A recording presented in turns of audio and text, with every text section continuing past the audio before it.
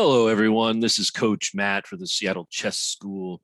And in this particular video, let's have some fun today and do some games review of the Veresov opening featuring three students. One is Sydbuzz, one is Pocket Thesaurus from the famous Pocket Thesaurus videos, and the third will be Odbinmissoula. We'll just refer to them as Sid, PT, and O to B. And in this particular video, what we'll do is we'll look at 6 Veresov games from each player, and we will get to see the different interpretations of d4, followed by knight c3, followed by bishop to g5. All right, so the first one we will look at is the games of Sydbuzz, and the first position we shall look at is what we'll call the anti-Nimzo-Indian attack. Now, this isn't technically the anti-Nimzo-Indian because we will not have played pawn c4 at some point. But what we're talking about here is the position d4, knight f6, knight c3, e6, e4. And as mentioned in the Veresov video, if white after d4 and knight c3 gets the opportunity to flick in e4 for free, white should do so, and that's the best move. Here in this position, black sometimes plays bishop to b4, and these are all the moves from the Nimzo-Indian defense. But the difference of having the pawn on e4 compared to having the pawn on c4 is enormous because of the fact that white in this position can play the move e5, and this attacks the knight. So in this position, black has some really unpleasant choices here. Knight d5, e4, or g8 are all extremely unpleasant. So knight e4 is, generally speaking, the move that is chosen, although knight d5 is slightly better than knight to e4. But after this move, white, after queen to g4, basically has a winning attack. The fork on e4 and g7 is quite powerful. One particular variation that has happened a lot of times in Sydbuzz's games, in fact, I would say probably at least 15 opponents have fallen for this trap of some, maybe not exactly like this, but a variation of it, which we will show next game. And the trap is black plays knight takes knight, which will set up disco powers on the king, but queen takes g7 is a rather fast attack, picking up the g pawn and hitting the rook. Also, this will introduce the dark bishop either to g5 or h6 with some incredibly good attack. So rook to f8 saves the rook. a3, very important move to flick in. And in this position, probably black's best move is to back up to e7 like this and allow white to take. But this is an enormous position for white. Lots of space, already invading, a giant weakness on the H file. If this pawn is ever captured, then H pawn for white is now passed with a rook behind it. The only defect in white's position is the pawns, which typically happens in say a win hour French, but this position is extremely good for white. Bishop to h6 is still a very powerful invading move.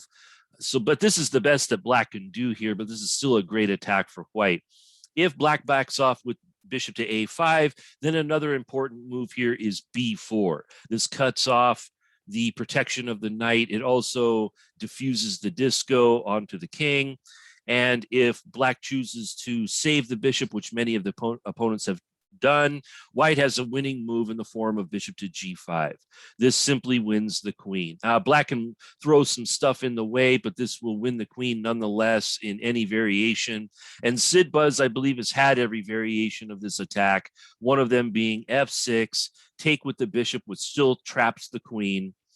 And if in this position, if rook to f7, then queen g8, rook f8, and queen g5 will simply win huge amounts of material. Because if black actually sacrifices the rook, we do not take this with the queen, you take it with the pawn, and this is an unstoppable attack. White is already threatening queen g8 mate, and there's really no way to get out of this. So this is winning for white. One variation that has happened quite a few times after bishop takes f6 is simply sacking the rook right away. And after here, once again, we take with the pawn, which not only threatens queen g8 mate, but it also threatens to queen with check. And so, for example, d5 check, king moves up the board, and pushing the pawn is queening with a double check. And this, of course, is just completely winning for white. Even if black tries to go to d7, this is still a check here, but there is no way to hold on to the queen. So white will have two queens after 13 moves, which generally speaking is completely winning. So this type of attack has happened quite a bit. Here's one variation of it against a 1944 player from Sydbuzz. Knight c3, e6, and of course we should play e4, bishop to b4, e5. And in this position, knight to d5 was played, which is slightly better than knight to e4, but after queen to g4, this is still a big problem for the black pieces, whether they castle or ignore the bishop or not. In this position, black actually, or in this game, I should say, black chose g6. However, after once again kicking the bishop and forcing this bishop to do something. Now here, if the bishop backs up to e7, white has the additional option of playing knight to e4, which posts up the knight on a really nice square and fighting for all these dark squares on the king's side. So in this game, black actually took with check and took this, and now some pains should be taken to prevent bishop to g5, whether that be h6 or take a chance to try to castle, and just walk into an h4, h5 style attack. Something like that is much better than what black did. Black played knight takes c3, and this loses to bishop to g5. And here, black played one more move, and after capture, this wins the queen. So this is just another small variation of that last attack we showed you. And so therefore, I would conclude that if you play the Veresov and your opponent is bent on playing the Nimzo-Indian defense against this particular setup with bishop to b4, then e5 is just simply discombobulating the black position. And once you put your queen on g4, this space advantage and the various tactics that white has is extremely good for white. So we do not have to be afraid of any Nimzo-Indians with the Veresov. All right, so let's move on to the next game here against a 1972 player. Here we have a different version of this. In my opinion, e4, as shown before, already forces black to not play bishop to b4, but already forces black to play d5 and transpose to the French, which is better. However, in this game, winning in a certain position a bunch of times might get boring for some of you, so it's okay to change up. And that's what the Veresov is all about. All the different maneuvers that can be played, you can try them game after game if you wish. So here we have one that where black plays a little more carefully, and white chose a variation that captures on f6.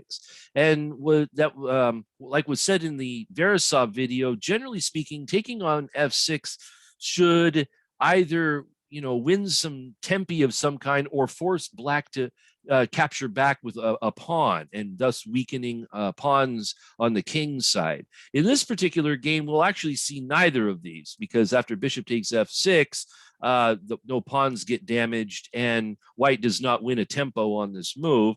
Now, this is a nice move, but of course here black could play something careful like d6 or something like that and just continue on with development. Knight c6 is an aggressive move, and of course, this pawn can be guarded rather easily. But this attack came in with e5, and after bishop to e7, the queen g4 attack came in anyway. All right, so black either can push the pawn to protect, which will weaken all the dark squares. Black could play king to f8, which does guard the g7 pawn, but forfeits castling. Black could actually choose to castle in this position, which is what would happen in the game. But now the king is sort of pinned in on the king's side, and if we can add a bishop to the attack, or maybe the h pawn, or add a knight into the fray. We could build up an attack on this king, especially since there's no defending knight here on f6. So bishop to d3, d6, knight f3. Here comes the reserves. Black actually captured here, which is probably a mistake because that actually opens the d file, and actually after capture, knight to b4, white castle. So this, of course, now all the pieces are well placed. We already have the threat of bishop takes h7. So in this position, black obviously should take the bishop with check and then decide what to do with the queen, but that should give white excellent development and an excellent space advantage.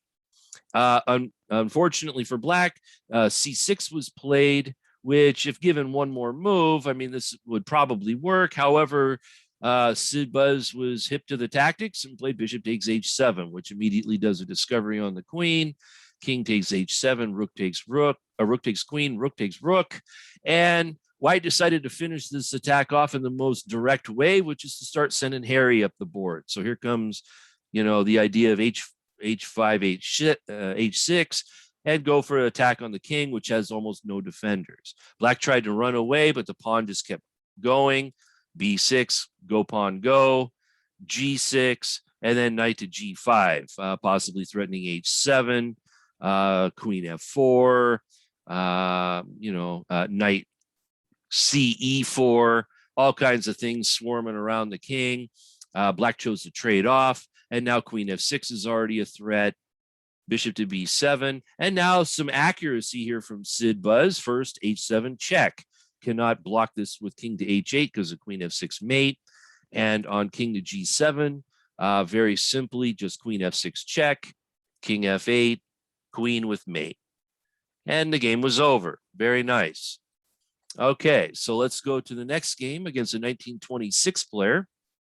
This time we will see what happens if black goes in for a king's Indian defense rather than a Nimzo Indian defense. So once again, the correct thing to do if given a chance is to establish a two-pawn center, d6, and then we transpose to the Peertz defense, which was met with the bishop g5 variation. Now, for those of you that are Peertz players, to help out those that play black in this position, I believe c6 is actually considered the best move here. We don't necessarily have to put the bishop on g7 to defend the knight. What is more important is trying to give some room for the queen.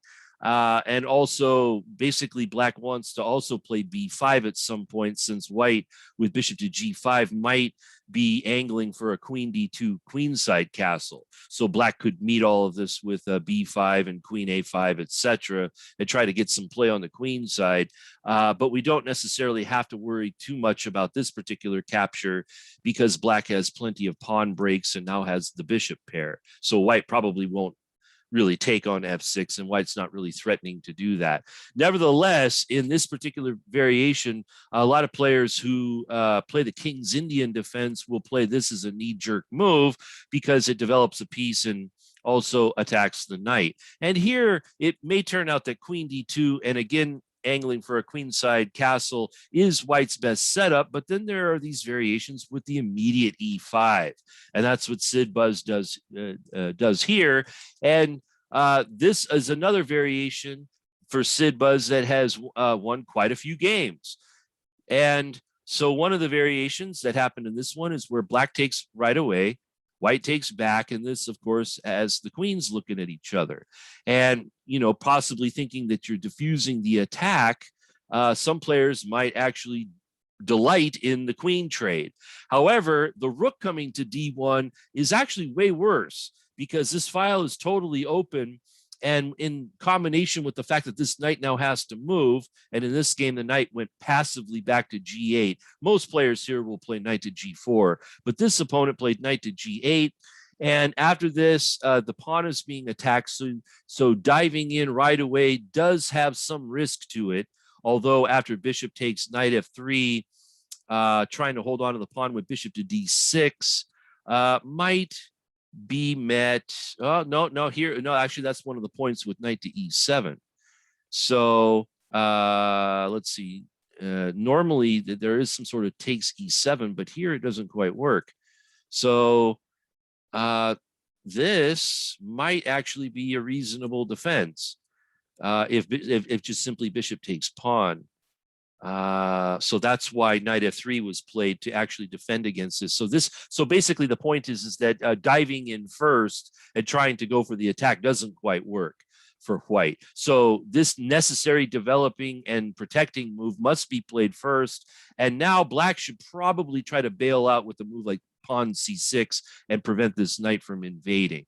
In this game, this did not happen. Black went for a counterattack and a pin, and and of course is now threatening bishop takes e5, or taking f3 first and then taking e5. However, after knight to d5, this move is extremely important, because generally speaking, when you're attacking c7, one of the most common ways to defend against this is to play knight to a6. Here, knight to a6 does not quite work, because the bishop can take this guy. And once the a6 knight falls, knight c7 is going to win the rook in the corner.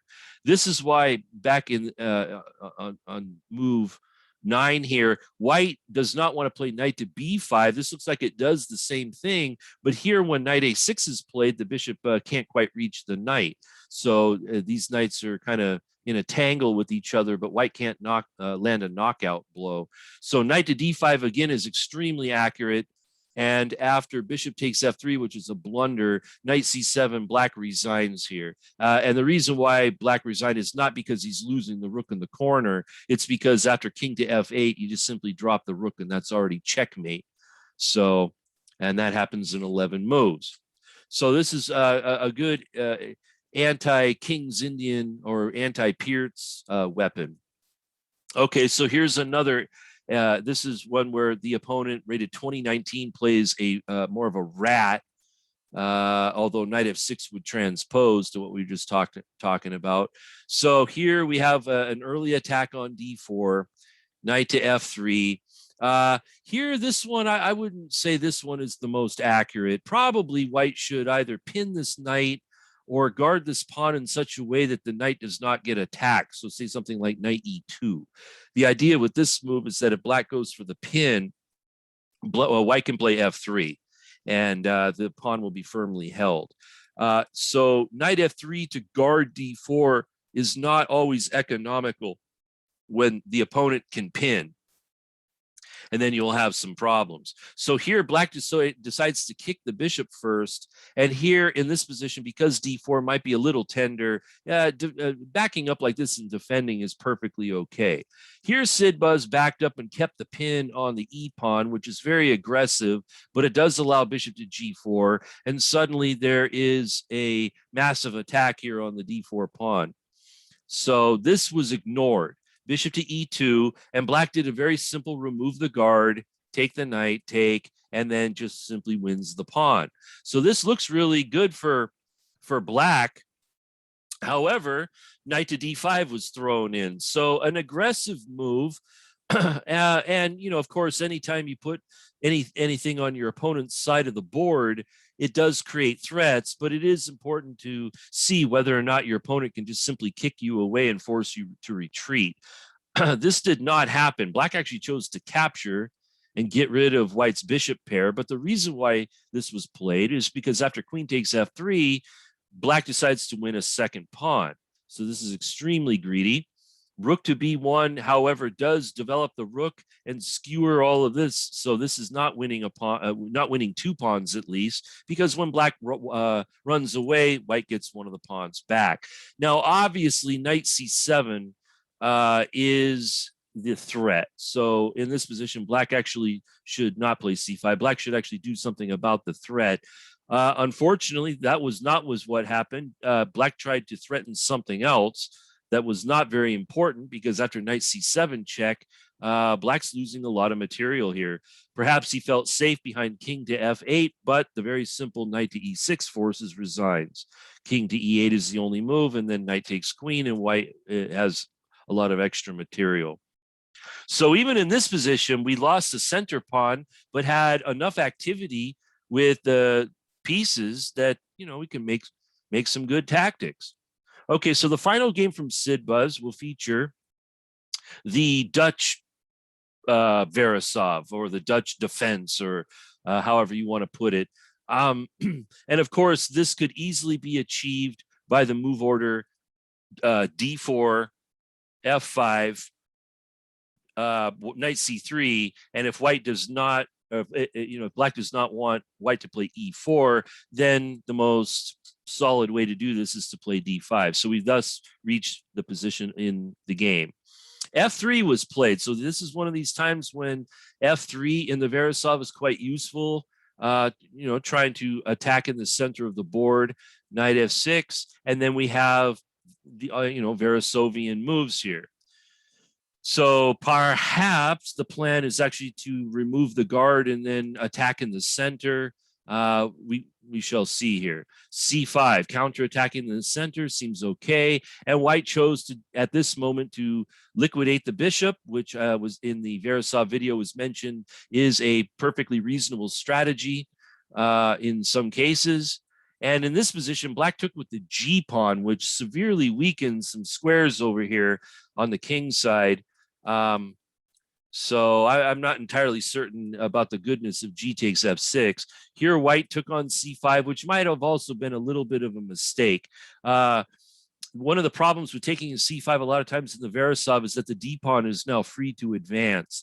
So one general rule is that if you're going to play D takes C5 in many of these positions, you have to have the ability to plop your knight on E4 when they kick you with D4. If you have to go anywhere else, then this could be weak. So for example, in this game, white played after D4, white played knight to B5, which looks really aggressive, and going after the pawn. Unfortunately, it should lose to queen A5 check, and suddenly the knight is lost. Black in this position decided to hold on to the pawn, but after E3, the bishop will suddenly be guarding the knight. So black actually played for the queen A5 tactic, but it doesn't work here because the bishop is actually guarding the knight. So C3 was played, which is putting a lot of pressure on the D pawn. D takes E wins a pawn, but opens up the queen. So here comes the queen to D5 with some certain threats: knight D6, bishop C4, rook D1, castle. Anything that will help out the queen. This queen is in a dominating position in the middle of the board. Knight C6 was played. Now, this move actually doesn't threaten anything, so possibly even just quicker was just bishop to C4. The knight wasn't really threatening to trap the queen or anything. Also, maybe rook to D1, but bishop C4 looks really good here. Here, instead, B4 gets played, which looks like it hits the queen and forces her to run away, but unfortunately, it encourages black to sacrifice. So take, king D1. Now, it looks like now it's white's king that's suddenly in trouble, even though it costs black a piece to do this, but the white king is wide open. Black gave a check. And then white just simply sidestepped to C1, and suddenly there's no more check. And knight C7 is a big threat. And in this position, however, black made a big mistake in queen to A5. This looks like a good move covering C7, but the problem is that after bishop C4, it's very hard to cover F7. And there's going to be some sort of attack here. So black tried very hard to castle, but after queen F7, king D8, queen takes F7. Black actually should, in this position, go to C8 to try to escape, but decided to go back here. And of course, we could take the pawn with check. We could take the rook for free, but white found the very direct and brutal bishop F7 checkmate. So another kind of wild position here where we end up with some checkmates. Oh, I lied. There is one more here. From Sydbuzz, and this is one where that features bishop to F5, and like I said in the video, usually when the bishop goes to F5, this is where F3 is very useful, threatening to kick the bishop around. So here's already a variation where it's getting kicked around. Knight to F3, and white already has almost like a beautiful king's gambit accepted position where white has managed to maintain the center and get the pawn back. So this has got to be good. Immediately going for the E5 attack, knight to D5. bishop d3, bishop h5 with the pin, queen d2, kind of a strange looking move. I mean, it does get out of the pin, but there really is nothing wrong with just castling here. Queen d2 might also run into just simply bishop takes f3.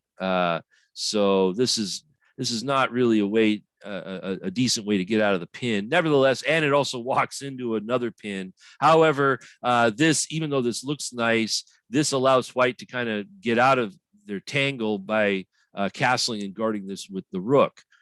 So knight to g5, going for an attack, but not really picking a target. Maybe the target is h7.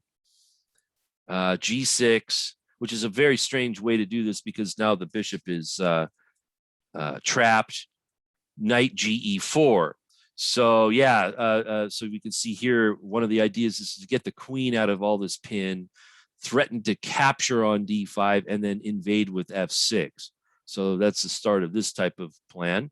Bishop g4, and here's the first step. Queen h6, already threatening knight to g5, already threatening knight takes knight and knight f6, also threatening bishop g5 with a really good attack. And it turns out this bishop should be actually placed on g7, but it's too far away. Bishop to f5. And here, the quickest win is probably just knight to g5. I mean, there's really no defense to this. And just winning instantly. Instead, this one was played, which also wins very quickly. Bishop to e4, and now not taking the bishop on e4. Just simply give a check, force them to force them to sacrifice their queen, and then we don't take with the rook. You just take with the pawn, and queen g7 is unstoppable. So some really excellent attacking games from Sydbuzz. All right, now let's move on to PT. PT also plays the Veresov, and we'll see the way that his interpretation is. So knight bd7. So of course we said this was the main move. I was advocating for e3. There is also f3 and other moves. PT likes queen d3 in this kind of thing, so he plays the grandmaster move. C6, and I mentioned that this is one of the better ways against this. And then castle, which is a different interpretation than E4, which was given in the Veresov video. Now, castles, personally, I would be extremely concerned about Black's ability playing B5 followed by Queen A5. And that, especially with like a knight b6, knight c4, slide the rook over to b8. I mean, Black has got also pushing the pawn to e6 will add the dark bishop to the attack. This is extremely difficult to defend, in my opinion. But Black delayed b5 by one move. First, he played a6, which actually, in my opinion, isn't even necessary. You don't even have to play that move. You could just play b5 straight away.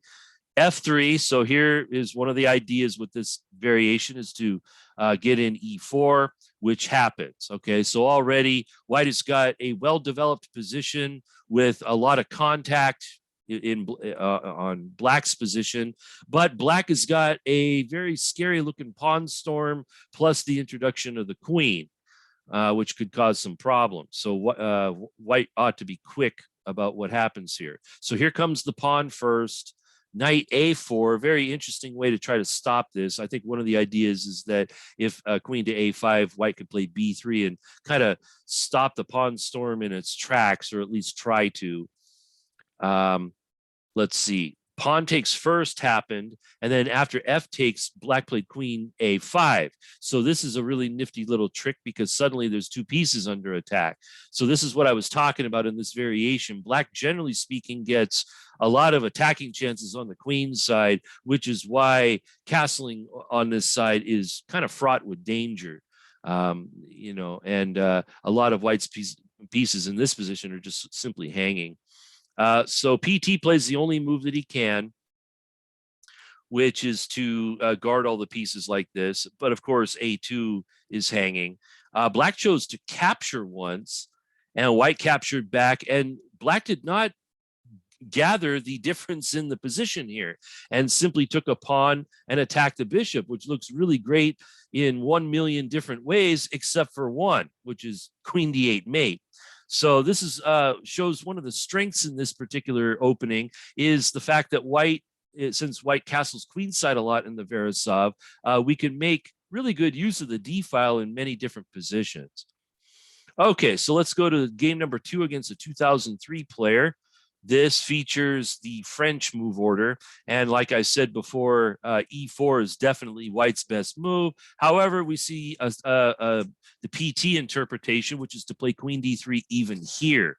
Now this, I definitely wouldn't trust this, but like I said about the Veresov, there are many different moves that can be played, and you just simply want to pick the one that suits your style.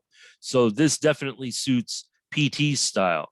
Bishop to B4, castle, and black took right away. And I think one of the ideas here is that if white captures with the queen and keeps the pawn structure intact, black might even have knight to E4 in this position with a fork here and here. And even though white could take the queen, black could also take the queen and just go into some sort of end game with all 16 pawns on the board. So that should be kind of a mostly equal position, I would say. So PT doesn't, go for that. He takes with the pawn, which of course damages all these pawns, but it keeps the pin. So knight C6 happens. So probably the plan is knight A5 to C4, putting the knight on an excellent square. E4, attacking right up the gut. However, black can take this pawn, which he did not. And so that's kind of strange. I mean, of course, black could just take this and win a pawn here. And all these weaknesses remain. So this is a very strange pawn sacrifice, but I've mentioned in the Veresov video that sometimes the E4 move can, you could sacrifice the pawn and it's perfectly reasonable. King D2 is also very strange because knight takes E4 is check, although that's what it looks like. Probably trying to get out a queen A3 check, although that was not a knockout blow in the position, but maybe queen A3 followed by knight E4 was a knockout blow. So this is an attempt to basically complicate the issue. And here, black actually bites and plays knight takes E4, which looks like it wins at once. However, PT played queen takes knight. So essentially, it looks like it sacrifices the queen, but of course they can capture back. And probably if black wants to avoid the worst, all he has to do is just take the queen and just go into the end game. But he did not. He decides to take the bishop. And even here, he could trade queens. And this is still probably, reasonably equal. However, he keeps the queens on. And bishop D3, A6, F4. Suddenly, white's trying to gain some space on the king side. B5, G4, H6, H4. And suddenly, because of this knight E7 move, the queen is actually nearly trapped. Black, of course, probably has some way to get out, like just simply move the knight away or something like that. But instead, he chose to castle, which doesn't give the extra room for the queen at all. And after G5, the queen is trapped. Black chose to, play a spike capture. And after the queen captures, black resigns. So another sort of obscure game here from the Veresov. Let's move on. 2100 player. Okay, so this time we'll have the bishop F5 variation. Of course, we always like F3, and so does PT. And this is one of the losing variations, as was explained in the video. Now, in this game, I think we see a technical detail that I did not mention in the video, but what we get is something very similar. So this is one of the ones where black takes, white takes, black plays bishop G6, E5, winning a piece, H6, backing off, and in this position, black played bishop to H5. All right, so I guess we could make this some sort of tactical puzzle if for those of you that remember what to do in these kind of positions. And the answer is the exact same if black had played bishop G4. And if black plays bishop G4, the winning maneuver is bishop takes knight, removing the guard of the bishop. So if in the game we have this position where the bishop is being guarded by the knight. Just because the bishop isn't on g4 does not mean that the answer still isn't bishop takes knight in this position. We just simply remove the guard, and if black actually takes the dark bishop, then we take the bishop on h5, and white ends up a piece ahead. If black actually takes the queen, we take the queen, and white again emerges a piece ahead, whether black tries to save the bishop or not. If black takes with the queen, now we actually get the pleasant choice of actually taking the queen or the bishop. Taking the bishop wins a piece, taking the queen also wins a piece, because after take, and rook takes bishop, white has 3 minor pieces and black only has 2. So the tactic is delivered all the same in this position. Here, PT does not do this and just simply plays knight to f3, but ends up getting an interesting position. So queen to d2, giving away the dark bishop, but getting the knight in return. Queen takes, castle, knight c6, knight e4. Here, white has a very good, developed position in spite of the fact that black's got the bishop pair, and black's got some pawn weaknesses, and white's got some good development. Queen e7, bishop to b5, good move there. Pinning the knight to the king, a6, capture, and then here PT finds an extremely strong move in the form of queen c3. Excellent move. Practically winning it once because of the pressure here. Probably black has got to play something like king to d7, but that looks extremely unpleasant. But instead, black tried to guard this with the queen, but this runs into knight f6 check, which wins the queen or the bishop, whichever thing you want to take for free. So this is a winning position, and here black resigns. So here we had a variation where white is winning right off the bat, doesn't find a win, but still has a good position. So I guess that's another great thing about the Veresov. If you can actually miss a win but still have a good position, that can't be bad. Okay, so here black is trying to play a King's Indian defense, and white in this game immediately goes for bishop to g5. As mentioned before, if allowed to play e4, that's the best way to set up. But nevertheless, we get to see this in action. Okay, so d5, so black is playing it more in Grunfeld style. Queen d2, so this is fine. Knight to e4, an interesting move. Forking everything, so we probably have to get rid of this. Take. Castle, so white's already got a massive lead in development. Bishop g7. Bishop h6, another good move, trying to get rid of the bishop. Castle. Now here, in this kind of position, generally speaking, the plan is to play h4, h5, take, and then queen h6 and play for the attack. And here, it's even better to do it now, because if take, which is what happened in the game, and then you try to play h4, your opponent might play h5. And then you won't have any ability to get the h-pawn into the attack unless you start sacrificing a couple of pawns here, which may be dangerous. So the idea is that if you're able to exchange off the King's Indian bishop, but at the same time you could keep the bishop here for at least a move and play h4 first, black will have a much harder time blockading this attack with h5. So this means that h5 might be way easier to achieve. Then you could trade the bishop. Then you could trade Harry for Gary. Then play queen to h6, and and have some fun. All right. So, but here capture, f3. So this is a different interpretation. Capture like this. So now there's a half open G file and still a can opener here, and we can grab some center. So this is a very interesting way to do it instead of the traditional knight takes f3. So here white grabs some center. Black plays c5, which allows the pawn up the board. Here comes the can opener. b6, h5, king g8, h6. Also very interesting, considering that hg was there. Also, queen h6 was a good move, threatening hg, which also looks like practically winning on the spot.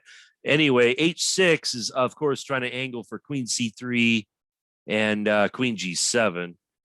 So e6, which just loosens more of the dark squares. So not even really seeing what's going on here. Queen c3 threatening mate. f6 blocking mate, but blocking mate in such a way that it allows pawn takes pawn, and suddenly there's a deadly pin. Black did not notice this, and rook takes queen, and black resigns. So another good attack there by PT. Let's go to game number 5 here of PT. So here we have a French, and instead of playing queen d3 or e4, as before, f3 was played. So lots of variety in PT's game. So he definitely doesn't play these positions the same way every time, which is another great thing about this particular setup. So here black gets in like a McCutcheon style move with bishop to b4, e4. And I think this transposes directly into the McCutcheon variation where white plays f3, which I do not think is the best move for white there. So anyway, black removes the guard, takes a pawn, but then discovers that he cannot take because he's pinned. So he must kick the pinner away. And after this, move bishop to h4. He can kick the pinner away, but this costs him some squares on the king's side and probably forfeits castling. So now PT gets to play one of his favorite Veresovian moves, which is bishop f2. This is his favorite setup here. Knight takes pawn, wins the pawn for black. Queen f3 wins, takes away white's bishop pair and his castling rights. So white had to get this position, white had to pay a lot. No more bishop pair. You had to give black a pawn, and you had to forfeit castling rights. So you would think that white would have been horribly crushed here in the next couple of moves. Unfortunately, black decided to get overly aggressive with f5, which looks like he's trying to take advantage of the situation, but it does leave his own king open. So after this move, black also has to forfeit castling rights. Here comes bishop c4, trying to target this pawn, maybe rook e1, queen f6, knight f3, also angling for knight e5. So that was blocked. Rook e1, going after the pawn, knight b6 going after the bishop, bishop b3 calmly backing up, knight d5. This one, oh yeah, and now knight to d5. So here black is attacking something that's weak, possibly threatening f4 and knight e3, possibly threatening knight to f4. Unfortunately, PT was alert to all this and decides to rip him. And after this, after e takes, now the e file is wide open, and suddenly white has a crushing attack in the form of queen e8 check, king g7, rook e7 check, which wins the queen. Here, black decided to commit harakiri and decided to not sacrifice his queen on e7, but on f7, which allows queen takes queen, checkmate. All right, so the final game of PT here is against a 2029 player. Here again, we have the bishop f5 variation with f3, knight c6, which in some cases threatens knight to b4. So e3 was played. Now this might actually guard c2 in a couple of different ways, because black actually did try to go for this mirror image fried liver attack. Okay, so of course we have the direct bishop to d3.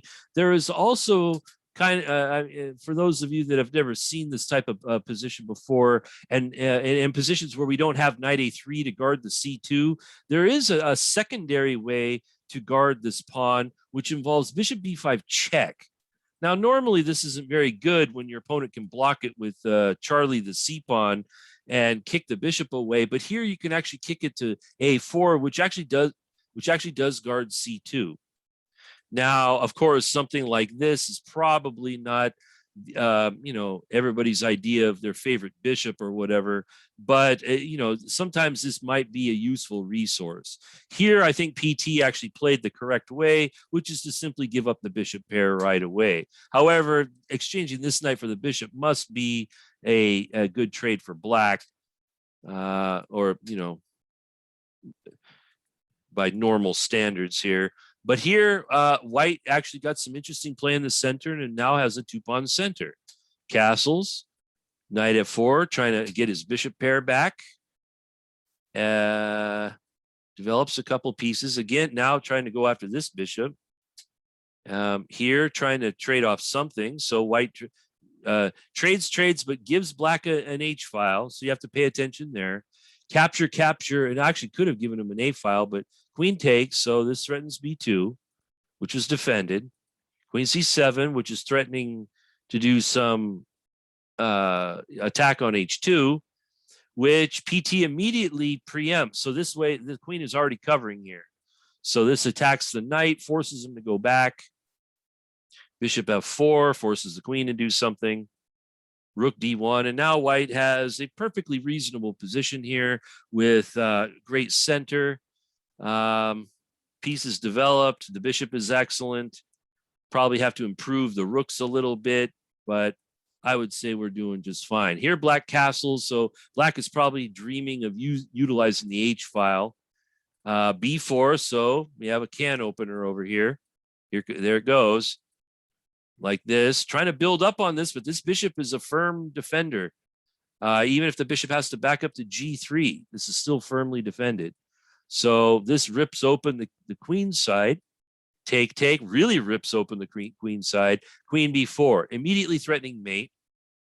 Queen B7, and probably rook B1 or something like that, perfectly reasonable. Here, PT goes for a queen trade, checks him on B1, and I think the idea is if the king backs up, you could play rook to B8. Probably black should play king A8 here in order to defend himself. Instead, he goes king to A6 and puts his king in immediate danger, which PT notices. Rook to B4, just simply threatening here and here with checkmate.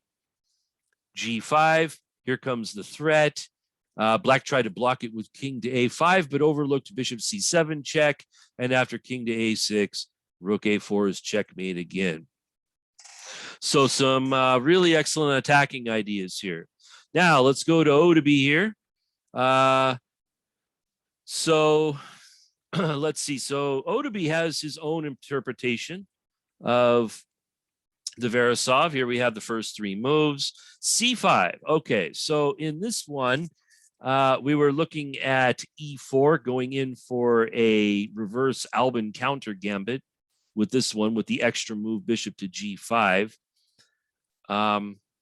Let's see what happened here. Okay, so O to B is a fan of playing the Veresov in such a way that we exchange the bishop for the knight. So doing this, usually this can only be done well if black gets to double their pawns in some way. Usually if black can actually take back with the knight, that this trade is not quite so good. This also, how should I say it? It removes the responsibility of doing something with the bishop. For example, if you like to play the PT maneuver of bishop to H4 and F3 and bishop to F2, you still actually have to activate the bishop. So, and this could take a number of moves and you might be rewarded with it.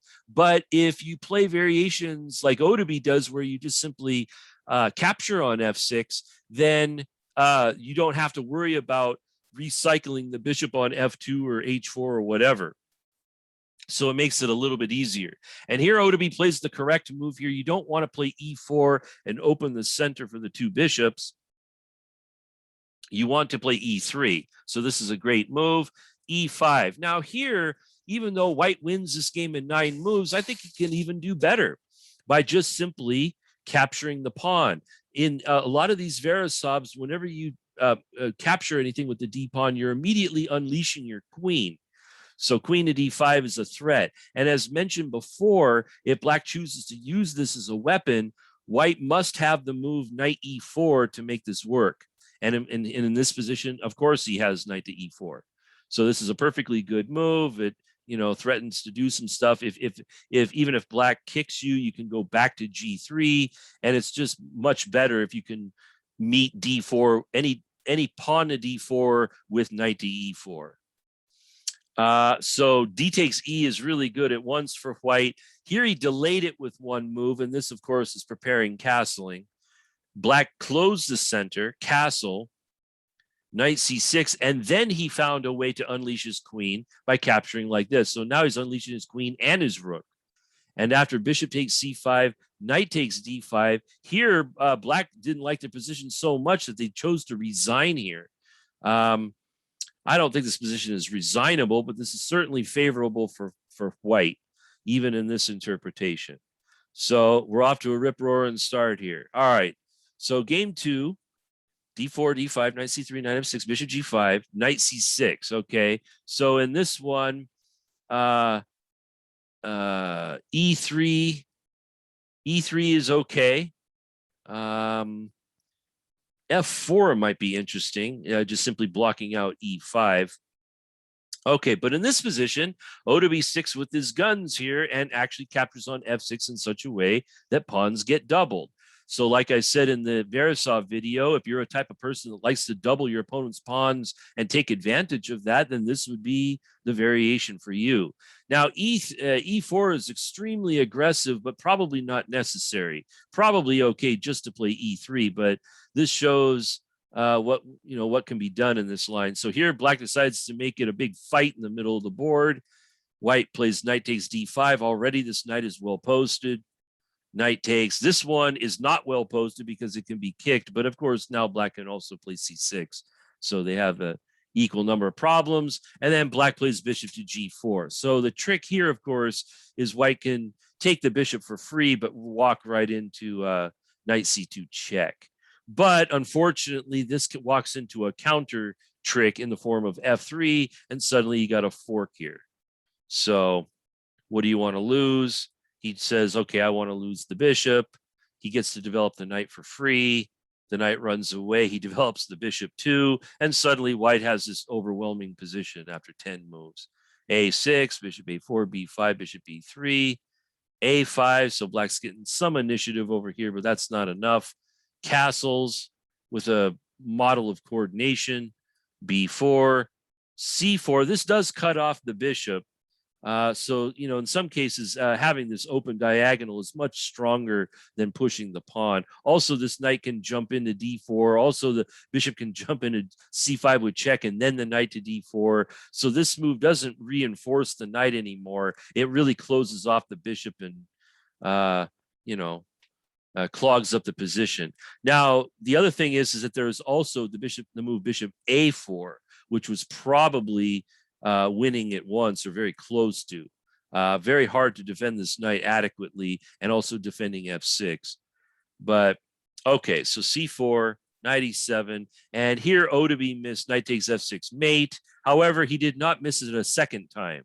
He just simply checked first, which doesn't really change much. And after pawn c6, he now finds knight to f6 and wins the game in 16 moves. So a really excellent position. Again, the contours of the position looks like that White has actually played the King's Gambit.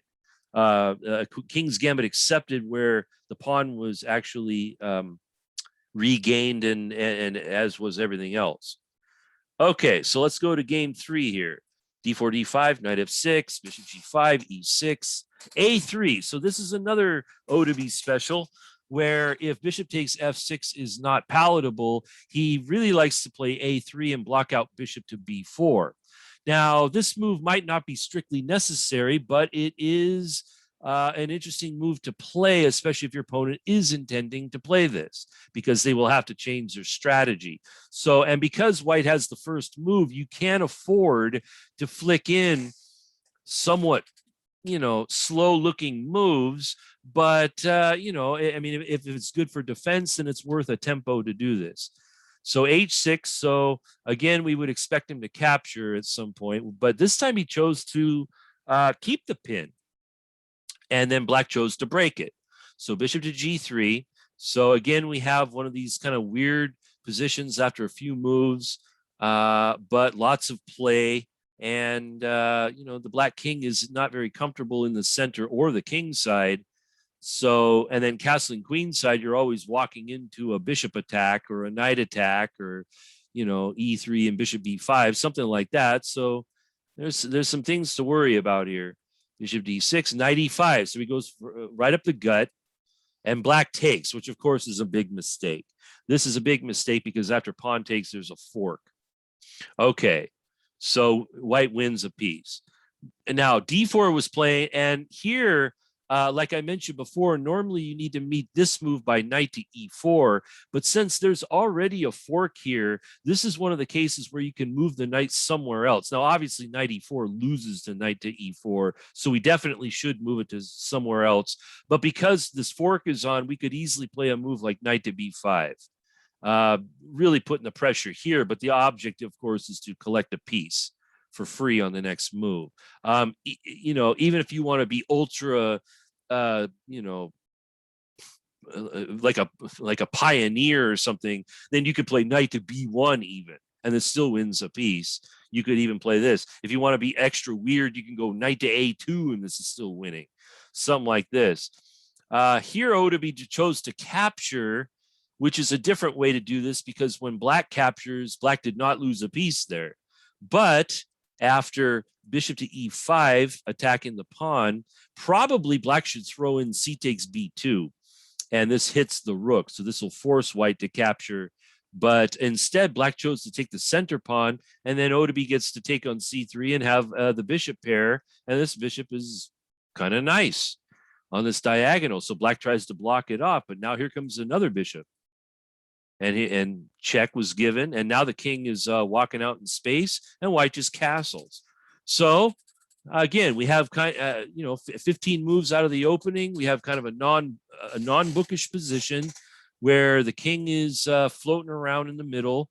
White's got the bishop pair. White's got good development.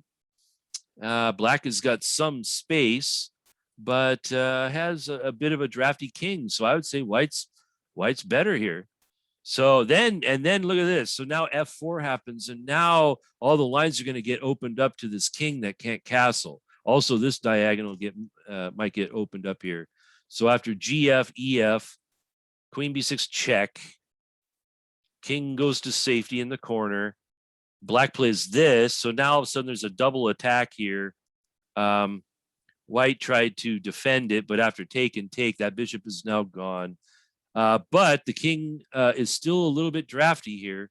Rook to g8, so black's trying to go for a counterattack. Rook b1, activating all the pieces. This move threatens mate. So bishop f3 guards mate. Here, and here probably the simplest move is just pawn takes pawn. There's not a triple attack here on g2. And if black wants to try something tricky like rook takes g2, you can always take that with the king. You don't have to take with the bishop. So white could just easily play pawn takes pawn, and black's king will be way worse there. Instead, he takes first. And the problem with this continuation is that you would like to take on e5, but unfortunately, black is now threatening mate again. So this has to be defended once. And here, black probably missed something good here, like e4, something like that, or just moving the king or something like that. Instead, he tries to, well, he moves his king, but after capture, there's a few problems here that black ran into. One of them, which is when he takes with the pawn, suddenly Odeby wins with rook bd1, which forces immediate resigns. The queen is pinned to the king, and there's nothing more there. So that was a little bit more of a tense fight that white still won very quickly. All right, so let's move on to game number 4, which is the knight bd7 line. And Odeby is a fan of the, instead of queen d3, what PT plays, or e3, what I recommend, he likes the f3 lines, which are also very aggressive. H6, which I think is a good move. And here white took, which I don't think is a good move, because after black takes like this, black has got the bishop pair at no pawn structure cost. So I would say this is already extremely good for black, just strategically, not tactically, but strategically. So here white goes for the attack in the center, e6, e5. So now we're transposing into some sort of French defense. a3, again, blocking out the bishop to b4, but it costs a tempo to do this. g6, probably not strictly necessary. Black could probably just easily play c5, just as you would in any normal French defense. Also, c4 actually threatens queen h4 and queen takes d4. So g6 is not right. f4, h5 definitely not right. Queen d3. So yeah, now we have a mixture of systems here. g3, knight b6, castles. Yeah, here we would have to watch out for knight to c4, which is usually a good post here. Bishop to d7, knight f3, queen e7, preparing castling. King b1, good preparatory move and getting out of the pin. Castle, knight to b5, threatening knight takes a7. So he gets out of this by trading off his bad bishop for the knight. Queen d3. Yeah, I might have preferred queen b3. So this way you're not in the way of your bishop. But okay. So queen d3, we're still in the way of the bishop. h4 is closing down all the kingside pawns, except for f6. Knight d2, capture, capture. And then knight a4. So black is going for some blind attack over here. We're just throwing pieces and see if it'll work. This one attacks the queen, or attacks the knight and threatens queen a7 check. Not check, but trying to worm his way into a7. So this blocks this out. Offers a trade, which was accepted, but then now this opens the c file. So black's got to pay attention to that. Here, check him, which allows the development of the bishop. Queen g4, attacking g3, defending. Rook df8, and then queen c5. So here was the key moment of the game where white is threatening to play checkmate. And here the defense to checkmate was to sacrifice the bishop for very little. And white didn't even bother taking the bishop when we have queen takes pawn mate. So a very abrupt end to this one, but this one was a lot more strategical and both sides were maneuvering around a little bit and a little bit of a good fight there. Okay, so two more games here. So here we have a double Veresov here, f3 instead of bishop to g5. A3 again. So this is directly preventing that knight b4 that PT had to suffer through. So this simply stops it. Now, if actually, I think if we count out the pieces or count out the moves, we can also, once again, use the old rule in the Veresov, which is if you can never play E4, this is always got to be the best move. This just makes a two-pawn center by force. So that ought to be good too. But A3 is very careful. Then he plays E4. Take, take. Now, by the way, in this kind of position, this is not playable because of knight takes e4, queen h4 check, and just simply retreating the knight either to f2 or g3, probably just f2. And that saves the piece. So there is no tactic based on that. Knight f3 guarding here. This, again, going for the old attack on d4. So bishop to e3 is simplest. Yeah, this is too aggressive. This is attacking the queen. But now I believe in this position, black can use the same tactic as before from that other variation by playing the remove the guard tactic. And this may be maybe winning some material for black here. But so yeah, bishop to e3 is much more careful. And here, if black captures with the bishop, then we should take with the pawn and keep a hold of our d pawn here. I know, queen h4 check, but we can always just back up, guard the check, and then prepare queenside castling by lifting the queen. That's all. So we have a perfectly reasonable position here, but this might be losing some material. Okay, so f6, probably not the best way. And again, you could just back up to here. All these Veresovians, they like putting the bishop on h4. So this is a new interpretation. So this looks like it wins a pawn. Now, the opponent actually had the right idea, but what he should do is remove the guard first, then dive in on d4 with something. Here he chose to dive in because he goes, hey, look, if he takes with the knight, I take the queen. But what happens if you take with the queen? You don't have anything here. And in fact, after trading queens, which is a further mistake, white just wins a piece here. So this is just actually already really brutal. This wins a rook. And then white even develops all their pieces with Tempe, puts all their pieces in good play here. And then in this position, Odeby finishes it off with knight f4 double check. The idea is just to simply pick up the bishop on g2 on the next move. All right, and for the final game, we shall see another interpretation. So this one, we don't have the Nimzo Indian going. We actually have h6 hitting the bishop, and the bishop chose to save himself, d5, so we're kind of transposing.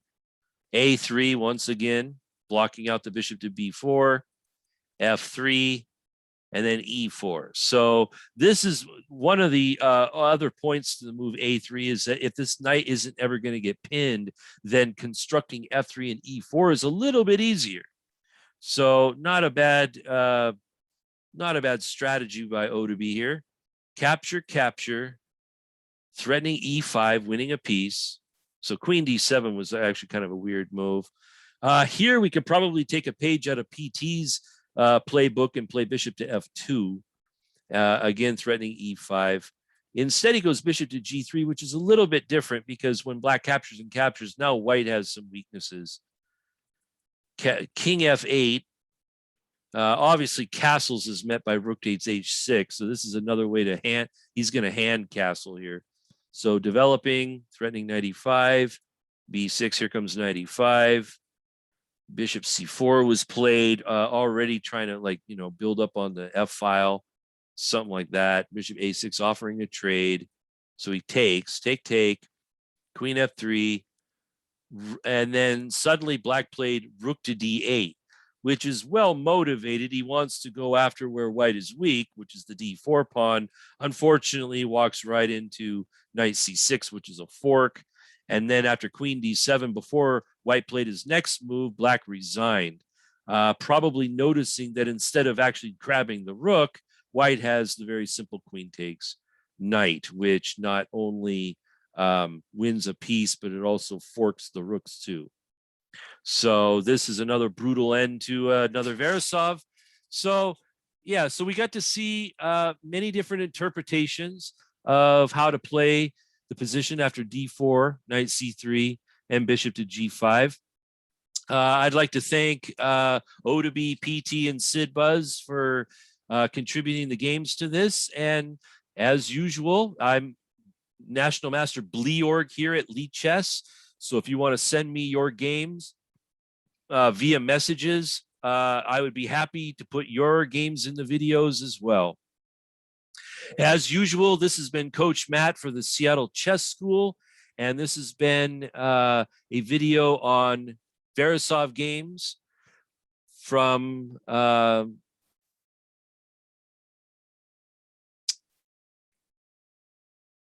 right, we'll edit that out. 3, 2, 1.